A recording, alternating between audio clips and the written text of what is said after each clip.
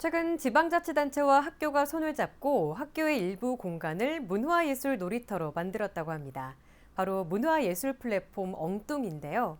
광산구청이 광산중과 산정중, 천곡중 이 세 학교와 협약을 맺고 학생들의 교육과 주민들의 공동체 활동 거점 생성을 위해 추진하게 된 사업입니다. 오늘은 이 사업에 대해 광산구청 김태은 교육정책관과 이야기 나눠보겠습니다. 연결되어 있습니다. 정책관님 안녕하세요. 네, 안녕하세요. 광산구에서 교육정책을 만들고 있는 김태현입니다. 네, 반갑습니다. 먼저 시청자분들에게 이 학교 공간을 문화예술 놀이터로 만든다. 이 개념이 좀 생소할 것 같은데요. 소개 먼저 부탁드리겠습니다. 학교 안에 그 유휴 공간을 학교의 교육과정 안에서요, 학생, 교직원, 학부모, 또 마을 구성원, 다시 말하면 시민들이 함께 공간을 조성하는 것부터 시작해서 그 이후에 공간 안에서 삶을 함께 만들어가는 과정을 통칭해서 저희가 문화예술 플랫폼 엉뚱이라고 부르고 있는데요. 네. 형태론적으로 보면 공간을 만드는 것이고, 내용으로 보면 문화예술로 학교와 사회, 그리고 자신들의 삶을 재생하는 것이라고 할 수 있습니다. 네, 그렇다면 이 사업을 애초에 추진하게 된 이유가 있을 것 같은데요. 어떤 이유인가요? 어, 일단 문화예술 플랫폼은 광산구의 교육 지원으로 진행되고 있고요. 그 네. 광산구의 교육 지원의 핵심이 시민 교육입니다. 어, 그 지자체에서 교육을 지원한다는 것과 그다음에 시교육청 단위에서 교육을 지원한다는 것 차이점을 생각을 해봤는데 그 과정에서 전생에 이 과정에서 이루어지는 시민 교육을 그 지자체가 지원하는 것이 좋겠다라는 이제 판단이 들었고요. 더 나아가서 학교에서 이제 인성 교육을 하죠. 근데 인성은 시민성의 토대이고 또 시민성 없이 전인성이 불가능하다고 생각이 들었고요. 따라서 학교 교육에서의 인성에 지자체의 시민성을 합하는 교육 지원이 이루어진다면 참 좋겠다라고 생각했습니다. 그 배경에서 이제 문화예술 플랫폼 엉뚱이 탄생했는데요. 네. 이와 관련해서 프랑스 철학자 푸코가 이런 얘기를 했어요. 그 학교가 놀랍게도 감옥의 구조와 같다.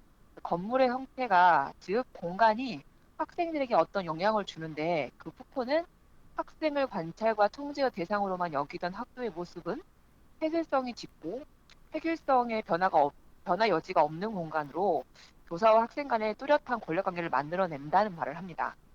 근데 이야기를 쉽게 풀면 감옥의 평면도와 학교의 평면도가 정확하게 일치를 합니다. 이유는 학교라는 근대 시설이 만들어진 것이 이제 일제시대 때부터 시작했기 때문이거든요.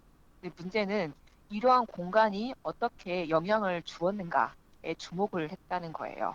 따라서 그냥 응당 학교의 건물은 늘 내하고 학교의 책상은 늘 앞가림판이 없는 것이 당연한 거고 이런 식으로 계속해서 살아왔기 때문에 그렇게 짓거나 그런 물건들이 학교에 들어오는 것을 막아내거나 안 된다고 말하는 사람이 점점 없어졌다는 것이 됩니다. 그래서 그리고 동시에 그러한 것들이 교사와 학생 간의 권력 관계까지도 유지가 되는 상황이 이제 연출됐는데요. 광산구는 이에 이제 동의를 하고 그러한 학교 공간이 불편하다는 것을 인지하고 그다음에 변화를 요구할 수 있고 그 변화를 실행함으로써 시민이 되는 그런 방향을 지원하는 것에서 공간혁신 사업인 문화예술 플랫폼 멍뚱이 시작되었습니다. 네, 또 주목할 만한 부분이 이 문화예술 플랫폼이 정규 수업으로도 진행이 된다는데 어떤 내용인가요? 가장 잘할 수 있는 방법을 찾은 건데요. 학교 안에 정규 수업은 어, 동아리 활동, 혹은 정상 수업, 그다음에 참치 시간, 자유학회제 이렇게만 나뉩니다. 그런데 정규 수업이 아니면 교사들은 별도의 시간을 내야 돼요. 다시 말하면 자발적 희생을 전제로 이 사업을 해야 된다는 뜻이 됩니다. 물론 그런 선생님도 계세요. 그런데 교사들에게 수업 시간이 본인의 존재의 시간이 되는데요. 아이들의 성장이 존재의 이유인 교사들에게 더 집중할 수 있는 그 시간은 수업 시간인데 그 수업 시간에 이루어지면 좋겠다라고 판단을 했습니다. 그리고 네. 선생님들과 이렇게 협의를 해본 결과 수업 시간이어야지만 많은 아이들에게 이야기할 수 있고 본인의 그 노력에 그 뭐죠? 투자되는 시간이나 이런 것들이 많이 줄어들 수 있다는 거죠. 근데 새로운 수업을 해보고 싶은 것이 교사들의 욕구이기도 해요. 이런 세 가지 정도가 합쳐지면서 이 사업을 진행할 때는 실제로 정규 수업 시간에 진행해야 되겠다라고 합의가 된 거죠. 그리고 학교마다의 그 방식을 존중을 했는데 그렇기 때문에 정규 수업이라고 이제 질문하셨는데 말을 바꾸면 교육과정 안에서 한다는 거고요. 그 교육과정은 앞서 언급한 것처럼 동아리, 뭐 미술 수업, 창치 시간, 자유기대 이렇게 해서 그 학교가 가장 좋은 시간에 할 수 있는 시간을 선택을 해서 진행하는 것이 가장 잘할 수 있는 방법이었기 때문에 교육과정 내에서 진행해야 된다는 단서가 있었습니다. 네, 어떤 지자체 사업이든 마찬가지겠지만 이번 문화예술 플랫폼 사업 또한 유지 그리고 지속성에 대해선 고민이 있었을 것 같습니다. 이에 대한 의견은 좀 어떤가요? 어떤 것이든지 간에 심지어 노는 것이다 할지라도 자기 주도성을 가졌을 때 가장 재밌지 않나요? 그래서 엉뚱 운영에 대한 주도권을 모두 학교에게 주었습니다. 그래서 그 안에 무엇이 일어나는지는 대신 광산과 공유해 주세요라는 부탁을 드렸고요. 그 과정 속에서 그 학교가 더 필요한 것, 더 나은 것을 제안은 저희가 할 수 있지만 그걸 선택하고 실행하는 것은 학교의 입장이죠.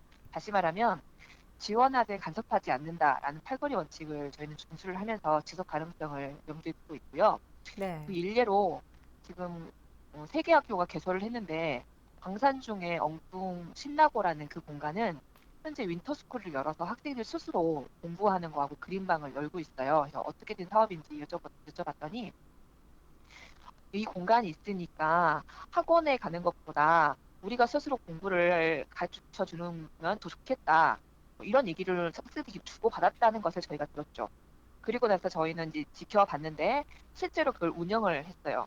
그리고 저희가 이런 운영 과정을 공유를 학교와 상시로 하고 있기 때문에 그 상황에서 이 엉뚱이란 공간을 유지시키는 학교에 고맙고 그다음에 잘한다고 격려하고 또 지금처럼 이런 방송 채널을 통해서 지역사회에 알려내는 것이 저희가 지원하는 학교의 방식 시작이고요. 더 나아가서 학교가 하고 싶은 것이 있었는데 못한 것들이 있을 수 있거든요. 그거 해야 되는 것인데도 불구하고 못할 수도 있어요. 상황에 따라서.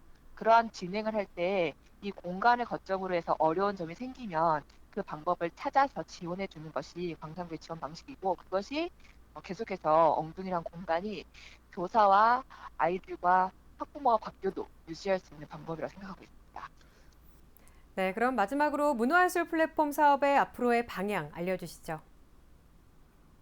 아무래도 학교를 지원하고 교육을 지원한다는 것은 그것이 성격을 좀 명확히 해야 될 필요가 있는데 사업이라고 부르기 좀 애매한 성격이 있습니다. 다시 말하면 학교는 굉장히 유기체적이고 새로운 것들이 많이 발생을 해요. 근데 이것을 사업으로 묶어버리면 단계적으로 추진해야 되는 것들이 발생하게 되는데 그렇지 않고 그 학교에서 시의성에 맞춰서 진행하는 것들을 기술에서 인정해 주는 거예요.